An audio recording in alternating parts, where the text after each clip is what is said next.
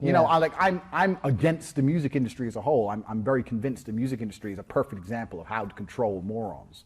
Like, I sit there and I see Rihanna, and she's got the best life ever, and she's rich as fuck. And it's like, how does she even play an instrument? Probably not. Does she write the music? No. Like, it's all produced for her, and they bring her in the room and they say, okay, we're gonna make a whole bunch of money. Here's your lyrics, and she says, work, work, work, work, work. It's like, what the fuck? Is this how you become?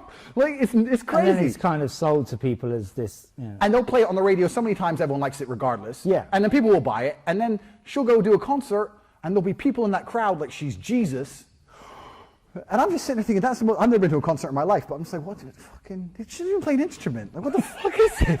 You can listen on YouTube for free. Like, has the world lost its mind?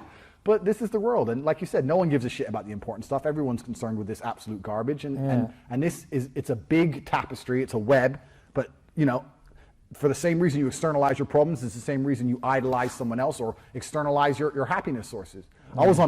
I eat alone quite often because I travel the world all the time. For about the last 2 years, I've barely even had a house. I've been all over the place. Okay. So I was eating in a restaurant of my own, and I heard a guy and a girl, and they were on a date. And I was just sitting there listening for about an hour. Just listening, just chilling, listening, on my phone, just whatever.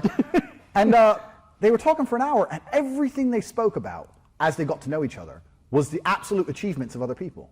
Well, I like this band. Oh, I like that band too. Or have you ever been here? Like, everything they talked about, nothing was I've done this or I want to do this. It was, have you seen this movie? What do you think of this? Or do you, and it was just everything everyone else has done. And it's amazing that if you were to make a movie about that person's life, they're not even the main character in their own fucking life. They're just a consumer of everyone else's achievements.